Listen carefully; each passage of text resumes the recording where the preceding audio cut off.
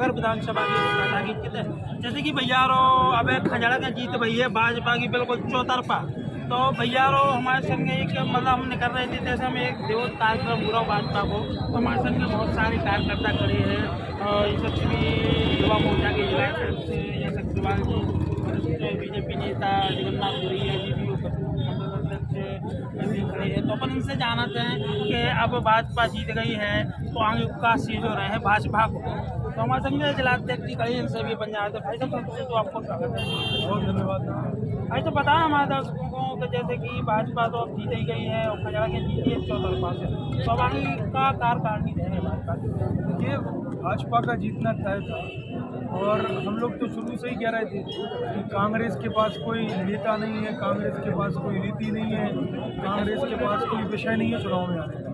हम लोगों का विषय भी, हम लोगों का विज़न भी भारतीय जनता पार्टी का क्लियर है कि जनता का विकास कैसे हो सके और शहरों का विकास कैसे हो सके, जनता का कल्याण कैसे हो सके। इस विचारधारा पे भारतीय जनता पार्टी हमेशा काम करती है और यही भारतीय जनता पार्टी का एजेंडा है।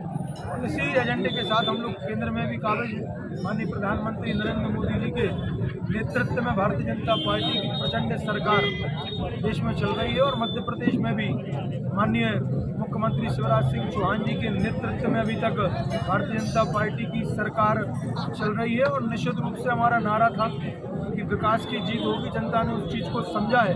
ये उसी चीज़ का परिणाम है कि एक प्रचंड बहुमत मध्य प्रदेश में भारतीय जनता पार्टी। भाई साहब जैसे कि चैलेंज लगातार चौथी बार जीते हैं तो का मंत्री चुनाव देखिए ये पार्टी का निर्णय है। भारतीय जनता पार्टी में हर कार्यकर्ता के रूप में जनप्रतिनिधि भी, चाहे कार्यकर्ता हो, संगठन का व्यक्ति हो, रूप से काम करता है। और निश्चित रूप से भारतीय जनता पार्टी का शीर्ष नेतृत्व का सागर, चूँकि भारतीय जनता पार्टी का गढ़ खिलाया जाता है सागर जिला पूरा, इस बार भी हमारे 7 विधायक प्रचंड बहुमत से जीत के आए। तो उम्मीद तो है, क्योंकि आप बहुत ही वरिष्ठ पार्टी के शैलेंद्र नेता हैं, चौथी बार विधायक भी है, तो निश्चित रूप से उम्मीद है बाकी जो पार्टी निर्णय करेगी उसको सभी कार्यकर्ता सर्वमान्य करेंगे। लेकिन सागर की जनता की भी और कार्यकर्ताओं की भी अपेक्षा है, क्योंकि लंबा समय माननीय शैलेंद्र जी को विधायक के रूप में सेवाएं देते हो गया, तो इस बार उनको अगर पार्टी मौका देगी तो मैं समझता हूँ कि विकास में एक नया अध्याय सागर की ओर लिखा जाएगा। और हमारे संग बीजेपी नेता जगन्नाथ गुरिया जी भी इनसे बन जाते हैं। भाई साहब सबसे तो आपको धन्यवाद अर्पित जी। भाई साहब बताएं हमारे दर्शकों को जो कि भाजपा की प्रचंड बहुमत है पूरे मध्य प्रदेश में और सागर जिला में भी 7 सीटें आई हैं, तो आगे का कार्य जो तो हम उन्होंने भी नहीं सोचा तो कितनी सीटें यहाँ हैं, मतलब खजड़ के जीते हैं। और हम जा भी कह रहे हैं कि भाई लोकसभा में भी जो हमारी एक विधानसभा छूट गई है बीना की, वहाँ भी हम जीते लोकसभा में, और 29 की विधान लोकसभा हम मध्य प्रदेश में जीतने वाले हैं। और भाई साहब जैसे कि बीना में भाजपा प्रत्याशी या तो हारवे वालों की रेत है कि कोई ना कोई पे तो आरोप लगाने, तो वो आरोप लगा रहे हैं कि जिलाध्यक्ष जी ने ऐसा कर, जिलाध्यक्ष जी यदि ऐसा करत होते तो हम पिछले नगरीय निकाय में 48 में से 40 वार्ड जीते, उपचुनाव में हम सब विधानसभाएं जीते सागर की, कोई ऐसे ही हमें विधानसभा में 7 जीते हम, 7 में भी गड़बड़ करते हुए जिलाध्यक्ष को पूरे जिला को एक अकेले को थोड़ी है, तो एक विधानसभा को। वैसे सागर में जैसे सागर संभाग में अगर देखो जाए तो कम से कम 6 विधायक मंत्री तो पार्टी 6 जनों को मतलब पूरा सागर संभाग में जो तो भैया ऊपरी वाली निर्णय कर सका रही है, हमें नहीं बता सकते। तो हमारे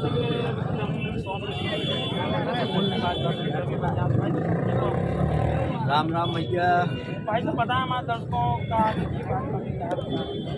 देखो भाजपा की अगर अपन पूछ रहे हैं तो आप जा देखो कि जब भाजपा आए, जब भाजपा कैसे आए कि हमने कल चुनाव के परिणाम लाए, कल परिणाम लाए और आज हम लोकसभा की तैयारी में लग गए।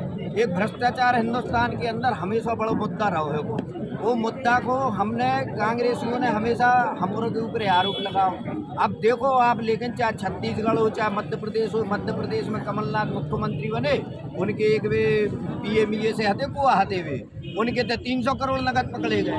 अब वही देखो अपन ने एक जाए थे, एक रेड मारी हैगी आईडी ने, होते पे 300 करोड़ रुपया अभय साहू नाम के एक आदमी के नाम से, धीरज साहू के नाम से लगातार 300 करोड़ रुपए। मशीनें फेल हो गई। बता लो भैया कितनी हद तक करें ये भ्रष्टाचार की, मतलब अति ही हो गई जा। तो नाच मटो ने कुछ जाने कहाँ से क्या कर दो, जो कितनों पैसा लूट रहे हैं, देश की गरीब जनता को शोषण कर रहे हैं।